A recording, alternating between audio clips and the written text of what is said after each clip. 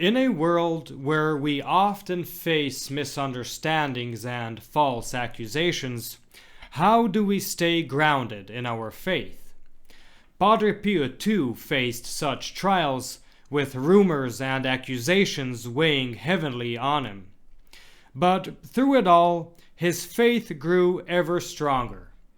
Join me as we explore this challenging chapter in his life.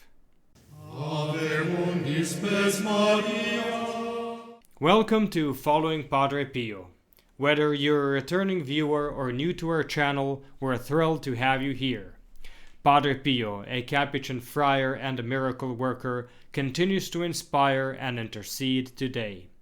Discover how his legacy can touch your life and your loved ones.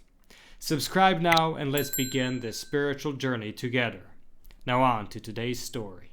Today I'd like to share with you a particularly difficult chapter in Padre Pio's life. Drawn from Renzo Allegri's book, Padre Pio, a Saint Among Us. We're diving into a period in the later half of the 1920s when the persecution of Padre Pio intensified, fueled by a storm of false accusations. It was a troubling time marked by civil defamation lawsuits and absurd rumors, much of which, surprisingly, originated from the local clergy and even the Bishop of Manfredonia. Now, we won't dwell too long on these painful and degrading events, as they don't reveal the true nature of Padre Pio.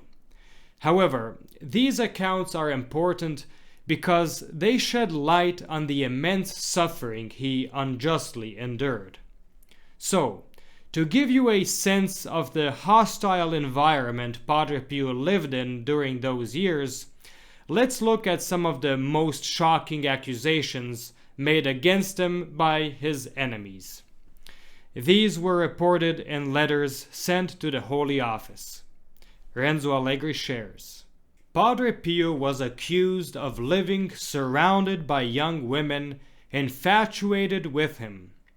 It was said he had obtained permission to have a bed in the guest quarters, where, feigning illness, he often spent the nights assisted by young women.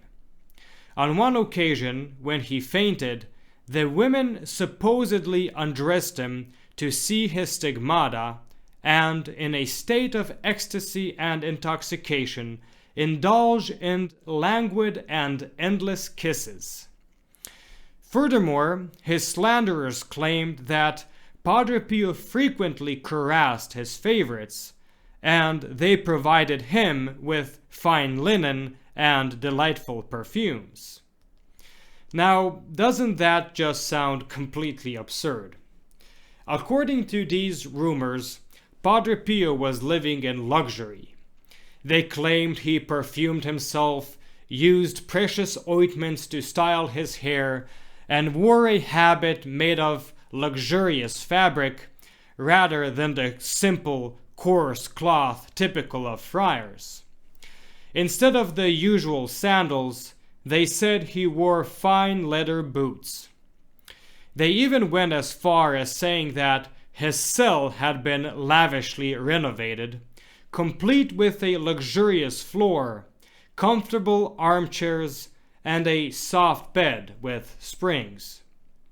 To make matters worse, his accusers claimed that the other friars at San Giovanni Rotondo were complicit in all this, that they knew everything but agreed to keep quiet. They were accused of inventing miracles to attract people and make money, even paying journalists and the town mayor to spread these false stories. In other words, they claimed that everyone around Padre Pio was in on the game, but it didn't stop there. Padre Pio's own family was also targeted. One of the slanderers, Canon Giovanni Mischio, compiled these rumors into a manuscript, including shameful stories about one of Padre Pio's sisters. Aware that publishing the book could land him in serious trouble, he instead openly boasted about the manuscript in hopes of intimidating Padre Pio's family into paying him to prevent its release. This was an obvious extortion attempt. When Michele Forgione, Padre Pio's brother, learned about this manuscript, he was horrified. He said, "I only have 500 lire, but I will sell all my land to ensure Padre Pio does not suffer further." His dedication is truly touching, but thankfully some of Padre Pio's friends stepped in to help. They guided Michele, collaborated with the police, and exposed the scam. In the end, Canon Mischio was caught, arrested, and eventually convicted. Despite the absurdity of all these slanders, Allegri notes that Padre Pio's accusers felt protected and confident in their lies. They had friends among the monsignors of the Holy Office, which gave them credibility in Rome. Meanwhile, the friars at San Giovanni Rotondo tried their best to defend themselves. But, being good-hearted and somewhat naive, they struggled to effectively present their case. Their superiors, more concerned about avoiding conflict with the Holy Office than defending the truth, offered little support. However, some laypeople, friends of Padre Pio, decided that enough was enough. They openly fought back against the slanderers, despite Padre Pio's own counsel to endure these trials patiently. It was indeed a tumultuous time. End of story. I'd like to conclude this video by saying that these slanderous occasions and persecutions against Padre Pio remind us of how closely he followed in the footsteps of Jesus Christ, who also endured false accusations and great suffering. It's clear that this turbulent time in Padre Pio's life only strengthened his bond with Christ, deepening his own experience of suffering and humility. It's not uncommon for saints to face such trials. Many saints have undergone intense scrutiny and persecution.